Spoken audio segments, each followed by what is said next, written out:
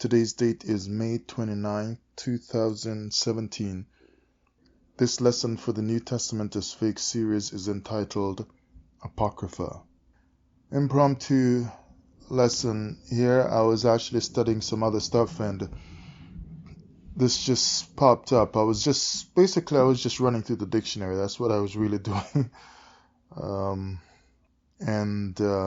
Studying some other stuff, running through the dictionary, and then I just started reading the dictionary. And I came across the word Apocrypha. So I looked it up here. This is I'm going to read from two dictionaries or encyclopedias here. This is my old dictionary here, Webster's Dictionary, 1853 dictionary. And it says here for Apocrypha, means to conceal. Literally, and I think we've heard that Apocrypha means hidden, but they say literally such things as are not published. And that just made me think, because if they talk about hidden, it kind of seems like, oh, we must get this because it's hidden, so we just want it. But I'm getting the sense now that hidden might not necessarily mean it's just so precious and valuable that you gotta go after it. Hidden, every time I think of the word hidden, when I hear Apocrypha lately, I always keep coming back to how the Greeks were going into Egypt to learn their Egyptian cults, and they were hiding it from the public while they were trying to become gods themselves. And so that always comes back to mind. So I just always have that, kind of feeling whenever I see anything talking about the Apocrypha meaning hidden, as if they were writing some things. Well, the Romans who took over after, as if they were writing some things that they had to conceal it at first because it just wouldn't sell so easily. That's the kind of sense I get from it. But then eventually it got rolled out, and like I've told you before in other earlier recordings in this series, that whichever ones of these books took off, those were the ones that were included in the canon. Like when you look at how the New Testament was made, they had all these books floating around out there. And so, I don't know, is it 27 or 29 books in the New Testament? Whichever ones became popular is what came in of the Gospels. So they settled on the four Gospels, Matthew, Mark, Luke, John, because you got like Gospel of Barnabas, of Thomas. I think there might be one of Mary as well. You got others. But whichever ones the public seemed to gravitate to really like, and those became more popular, like what you would call a bestseller today, those were the ones that made it into the putting together of the New Testament. So it goes on here saying that it means Apocrypha, literally such things as are not published, but in an appropriate sense, books whose authenticity, notice that they said appropriate sense, books whose authenticity as inspired writings is not admitted, and which are therefore not considered a part of the sacred canon of Scripture. So they're letting you know that when it comes to the Apocrypha, at that time, way back then, they were not considered to be authentic. They couldn't verify certain things about them, like who wrote these books, and things just weren't clarified concerning these books in the Apocrypha. So they said, most people are like, no, we can't trust this. When the Jews published their sacred books, they called them canonical and divine. So it seems like they didn't have a problem calling the Old Testament divine. And,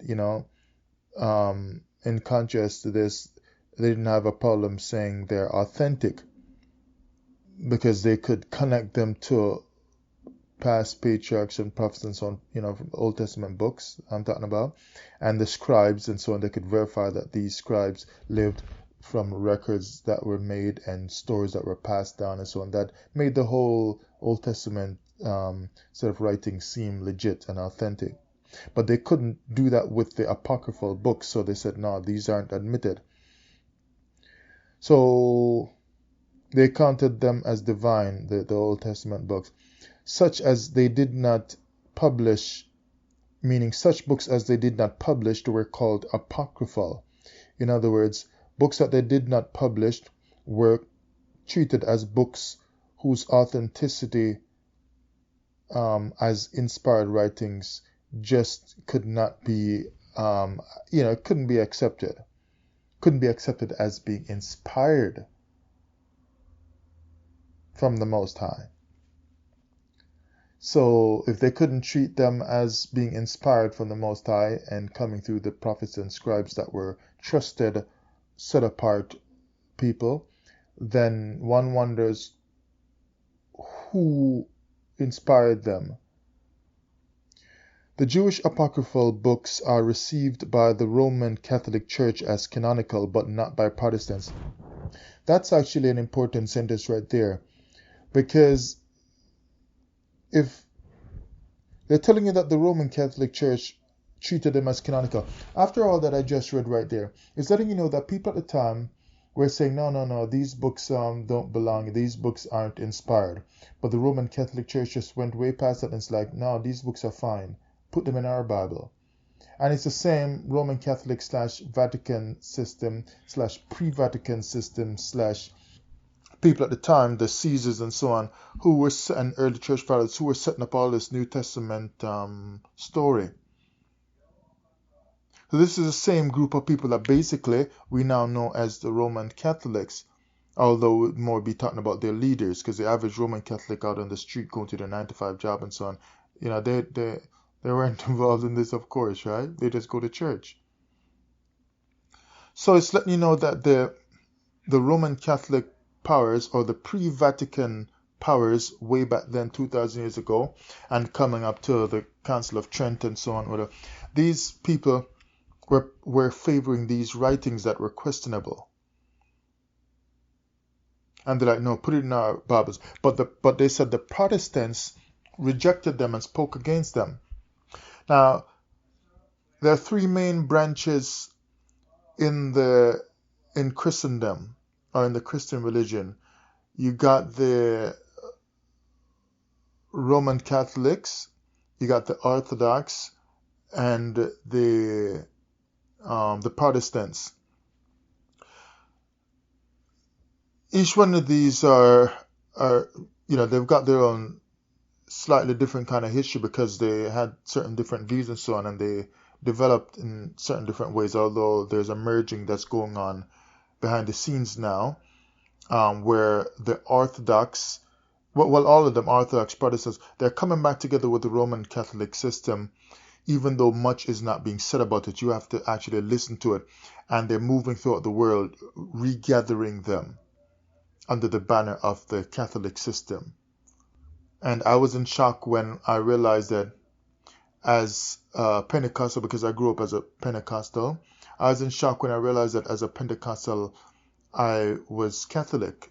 And we were proud to say, oh, we're Pentecostal, not knowing that we were all Catholics. And that's another story which I started touching on a long time ago. One day I might cover that some more. But the Protestants were like, no. Obviously, they were protesting something. They're like, no. When the Catholic system was reforming religion, because that's basically how it was for the Protestants, a large group of people in Christendom, referred to as the Protestants, were protesting and saying, no, you are reforming our religion, and trying to bring these books in, as well as other things that they were doing. And they're like, no, we don't agree with this. So that caused a big split. That caused a big problem. So you're looking at a very large, well-known group of Christians called the Protestants who are like, no, we don't want this Apocrypha. We don't want this stuff. They're like, no.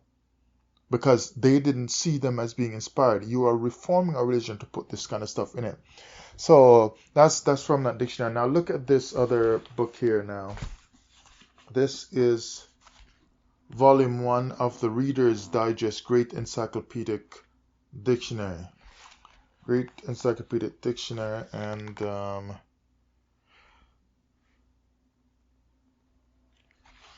me see. I've read from this before for you on another topic, but this was from Oxford University Press, 1962, second edition, 7th impression, August 1971. 72. So let's go on now. Look at Apocrypha in this encyclopedic dictionary. Apocrypha, where is it now? Apocrypha, it says Apocrypha of the Old Testament. Those books which were included in the Septuagint, which is the Greek Old Testament, but were not originally written in Hebrew. So they're saying, basically they're saying it was written in Greek. A lot of people say that. So they were not originally written in Hebrew. So that's very interesting right there. And not counted genuine by the Jews, and are excluded from the canon. So they were excluded from the canon because they weren't in Hebrew originally, and they weren't even seen as being genuine. So if they did not see them as being genuine, then they're seeing them as being fake. These books don't belong here. Who wrote this stuff? And then if of all the three main groups in Christianity, the Roman Catholics, after everybody hears that this thing is not, the Apocrypha is not genuine, it's not inspired, the Roman Catholics are pushing for it, then, I mean, what does that say to you, right? It's like they're like, no, fly the gate open and let this thing in here. We don't care that it's not genuine. Just like the New Testament, I'm telling you. And you're going to find something interesting that I'm going to read here to you now from the same definition. They were not originally written in Hebrew and not counted genuine by the Jews, and are excluded from the canon. Also applied, look at this, Apocrypha is also applied to other writings which are of doubtful authenticity or spurious. Let's look up the word spurious in the dictionary and see what spurious means. I know you know, I just want to make sure, okay, that everybody is getting very, very clear understanding of this. Because whether you believe in Apocrypha or not, because some of us do, I don't read the Apocrypha. I did read the book of Enoch 3 times, maybe 2.5 years ago. And I've read, I think, 1 Maccabees chapter 6, and that's about it. But whether you believe in Apocrypha or not, that's another matter to be covered. That's, you know, because some people say, oh, we wrote those and whatever. But these people are saying no. And every time I check in, the people are saying, no, it's not inspired and so on. But some of you still do. But the main thing I'm getting at is not the Apocrypha. It's something else I'm going to say about the New Testament, which I'm going to give you after I do this spurious thing here. So spurious definition at dictionary.com. It says, not, it's an adjective, not genuine or real, having the appearance of another part but differing from it in origin. So here basically what they're saying of the Apocrypha is that it is spurious, it is of doubtful authenticity, so they couldn't verify its authenticity when they're, you know, and it's spurious. So basically, they're trying to tell you here by saying spurious is that the Apocrypha has the appearance of that which is real, but it is not, which would mean the appearance of the Old Testament. So it's made to look like it's got some Old Testament flavor to it, but it is not the same as. It is different. It is not real. It has the appearance of another part, but it differs from the original, which means the Old Testament. And it says it also means false, a spurious fruit. Anyway, so let's get back to this definition now so I can close this out. Let's reread that last part. Apocrypha also applied to other writings which are of doubtful authenticity or spurious, in other words, fake, especially New Testament. Are you hearing this? Oh man, I've been spending my money buying some books. Because, the Bible says your freedom comes from knowledge. Freedom comes from knowledge and deliverance. My people are destroyed for lack of knowledge. You see that? For lack of knowledge.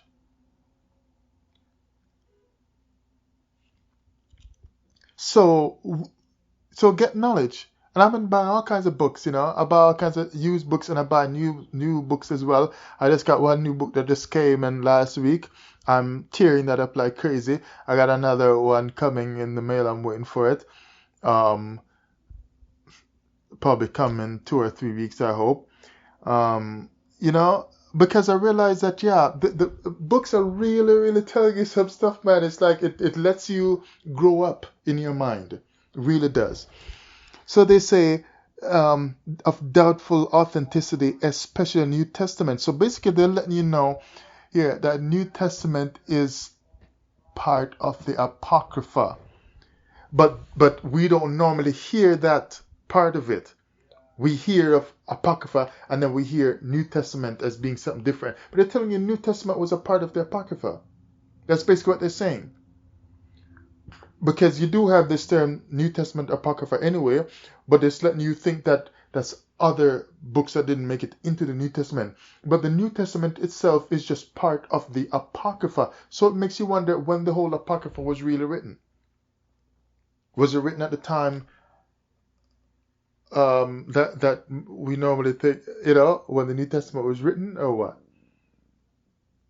So the Apocrypha is doubtful in its authenticity and its spurious, especially New Testament.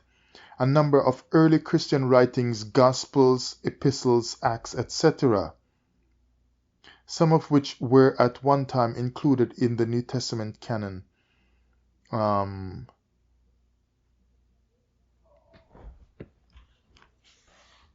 Of doubtful authenticity, all these books here, to me, really, they're all Apocrypha. And to see that of the Christian groups in Christendom, the Roman Catholics who are responsible for the publishing of the New Testament is the one that was pushing for the Apocrypha until even, like I said, other groups are saying, no, we don't want this. But the Roman Catholic system, Vatican system, is like, no, we'll put it in our Bible, and you don't want it, we'll take it. Put it in ours. Because they're trying to sell that. And so, Apocrypha, it's connected to the New Testament.